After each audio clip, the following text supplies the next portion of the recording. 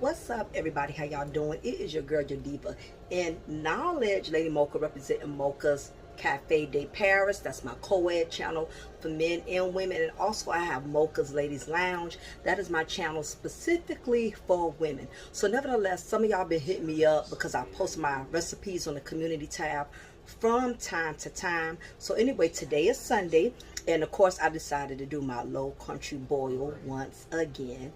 If you hear any noise in the background, that action movie that's going off, that sci-fi, whatever the heck my husband's watching, that's him watching his movie. So nevertheless, you know, I apologize if the audio in the background is overpowering you know, my video. I don't know what it is about these men. Once they are over the age of 45, they have to have the TV all the way up. I don't get it. But nevertheless, I'm going to let y'all know the ingredients that I have for my low country boil thus far. So the good thing about low country boil, first of all, let me let y'all know what it is, because some of y'all are not familiar with low country boil. Low country boil is a southern delicacy from the South, and basically low country boil is when you take a variety of seafood, different seafood, lobster, shrimp, some people use conch, some people use oysters, some people use mussels. Basically you mix it with and shrimp, of course, and you can mix it with pretty much anything. Most of the time people mix it with sausage, corn, and potatoes, and some people add eggs. The beauty to the low country boil is that you can customize it any way you want. Some people cannot eat shrimp, so you can eliminate that. Some people, lobster is a little pricey at times, so you can eliminate that. But that is the beauty. You could put crawfish in it. You can mix it up, customize it however you want. So that is the beauty. Also, low country boil is very expensive in these seafood restaurants. They can charge anywhere from $50 to $60 a plate. I say you better off going to the grocery store, buying all of the ingredients. And even though it costs a lot, you get a lot more. You can stretch it, and you can, like I say, add certain things in it to stretch it out, to customize it. Like for instance, instead of getting a bunch of lobster, get a bunch of shrimp, since the shrimp is cheaper, and that way you can get away with getting like two lobster tails. That way you don't have to, like, you know, have so much lobster tails, and a little bit of shrimp is more expensive that way. So be smart and stretch it out. Add a lot of shrimp, add a lot of sausage, add a lot of the cheaper items, add a lot of corn. Listen, as long as people getting full off your food, you can get away with cutting corners. It's just called being strategic. So let's get right into it. So the first thing I did already was I had boiled my sweet corn, which we already have. That's done. It took no longer than 3 minutes. Then this is where it gets interesting. I actually did several different items. As you can see, I got my lobster, I got my potatoes, and I have all of my shrimp to the bottom. You cannot see the shrimp, but I got, I think, probably like 2 pounds of shrimp. The key trick to the lobster and the shrimp: do not overcook. Nothing is worse than having overcooked lobster. And this is one of my lobsters here, or whatever. So, yeah, like 8 pieces of lobster. Like, no, 6 pieces of lobster. Now, mind you, this is just for 2, for me and my husband. I normally don't make this much, but my daughter ended up having to leave, so I actually overcooked. But the key to shrimp and lobster is don't cook it no more than 3 minutes. Once shrimp and lobster turns orange, turn it off. Remove it from the heat. Don't even let it sit in hot water. Don't even let it simmer. It's going to continue to shrink, and it's going to become rubberish. Please be careful when it comes to the shrimp and the lobster. You can kind of get away with overcooking the sausage and other things. So going right into it, I also have my box of sausage. This is Roger Wood sausage. You can use any sausage to your liking. If you're somebody who loves spicy foods, I don't mess with spicy stuff. I cannot do it. You can customize it again. Get the spicy Cajun sausage. That is the beauty of doing a low country boil. But in the South, we do our Roger Wood, honey. Also, Roger Wood beef is a good alternative for those who don't do pork. And you also have the Roger Wood Polish sausage, which is really good because it comes with the garlic, okay? Gives it that extra kick. So next thing is, now that everything is boiled, again, you could customize it how you want. Some people add conch, some people add, what's the other thing that's called, um oh my gosh, I can't even think of it. My father eats it. But you can add any type of seafood that you want, so you have the right to eliminate and add whatever you choose or whatever. So um also, the main thing is getting down to the garlic butter sauce, which is very, very important. I cannot stand naked low country boil. What I just sold you, this is naked country boil, okay? There's no sauce on it. It's just a little bit of seasoning, and I'm going to show y'all the seasoning that I put in it, okay? So, the low country boil is nothing if you ain't getting down on that garlic butter sauce. We have to have the garlic butter sauce. It's very imperative. So I kept going to Top Crab. I kept going to these seafood restaurants where they do low country boil, and I could not get that garlic butter sauce down packed like I really wanted to. And I'm relentless when I go to a restaurant and I like what I eat, and it becomes a favorite dish to me. I'm like, I got to learn how to mimic this and make it at home. I am the queen of duplicating anything that I like from a restaurant, because I can't always go to the restaurant. I can't go out every Saturday and spend those $60, $70 and you have a taste for something. The trick to good garlic butter sauce is garlic parmesan. And I think I'm gonna have to turn this off because it looks like it is just moving. Okay, I want it to be in one spot. So the key that I realized to good garlic butter sauce for your low country boil is you have to have the right type of butter. This is Walmart brand Parmesan and garlic Parmesan and basil seasoned butter. This is awesome. If you can't get the Walmart brand, you can get garlic butter in any aisle. Even the bakery where you put the garlic butter on the bread, you should be able to find it in that aisle. So definitely garlic butter.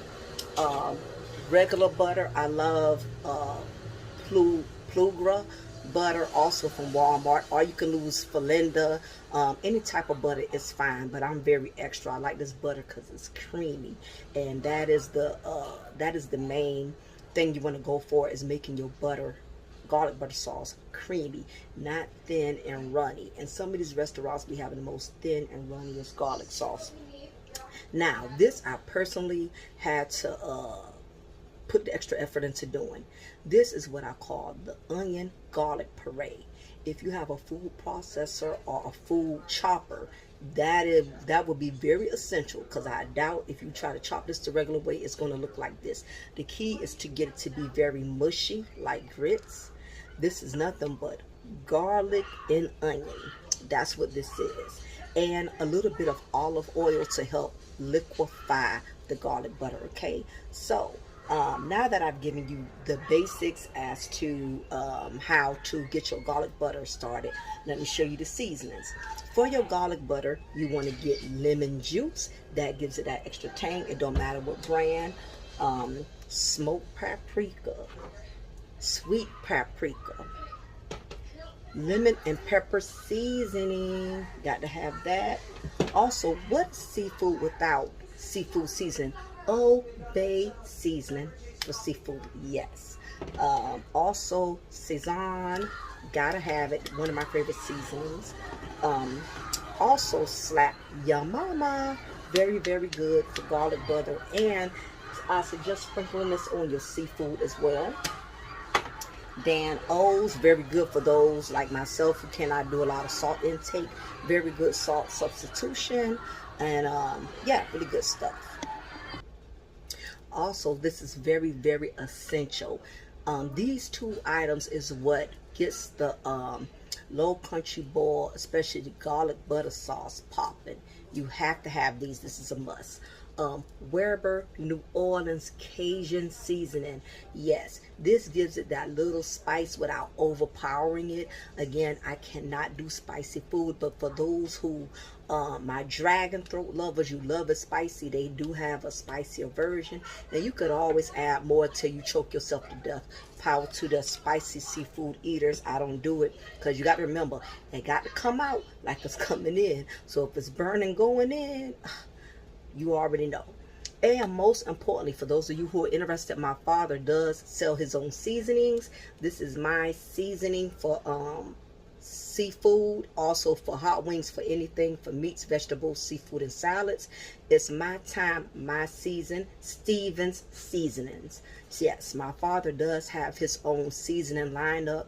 If you are interested in purchasing a bottle or wanting to know what other varieties of different versions of seasonings he have, inbox me. You know, y'all got to email me for everything, like you do my cable, like you do my cups and everything else. If you are interested in getting a bottle of Stevens seasoning, my seasoning, I'm telling you, it is so worth it. This bottle here is only $5, and we do have bigger sizes. Inbox me if you would like to try my father's seasoning called My Seasonings. Yes, it's custom made. He makes these out of his home. It's only $5.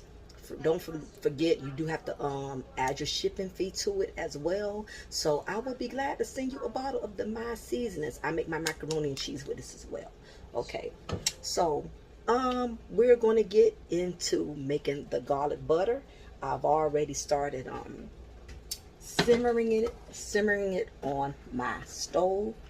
When the finishing product is done, all of you will know I'm going to leave the final results in my community tab so you can see how everything turned out. So while my butter is simmering really low, that is the key. You want it to simmer really, really low. Again, I'm going to show you. This is what the garlic butter looks like when you let it melt in the pan. The key is to have it to simmer. You don't want the butter to cook. Have it simmer on the lowest, as low as it can get. We're not in a rush. You don't want burnt butter, scorched sauce. It kills the whole process. Not to mention, you don't want through too much work to have messed up sauce. So all the ingredients that I just showed you, plus the lemon juice, all of this is going to go in your seafood garlic butter sauce. If you want to know the exact measurements, just inbox me for that. People who cook a lot like myself, we don't do measurements. Anybody from the South will tell you we don't do measurements. Also, in my garlic butter, I add what's called cream cheese spread. Any brand, it doesn't matter. This is what gives it that extra creaminess. And as you're stirring this, y'all, use a whisk. I advise you, use a whisk as you are stirring it up. Again, the key is you want everything low. Okay. Oops, and I almost left out the main ingredient, y'all. Texas hot sauce. This is what you add to the garlic butter. Now, this is an alternative. If you don't want it spicy at all, just don't add no hot sauce. However, if you want just enough spiciness, not enough to the point where you're choking and you gasping, like I like just a tiny bit of spice, this is good. All you need is 2 drops if you are a mild, non-spicy person as myself. Add this to your garlic butter while it is seasoning. Also, if you want it super spicy, may the force be with you. Drip, drip, drip till you can't drip it no more. And taste as you add the hot sauce so you'll know that you're not overpowering it. You're not making it too spicy. So nevertheless, y'all, this part is very critical. I'm going to have to end the video right here and focus on the sauce because I don't want burnt, scorched garlic butter, okay? So when I am done with my sauce, I will show you the final results.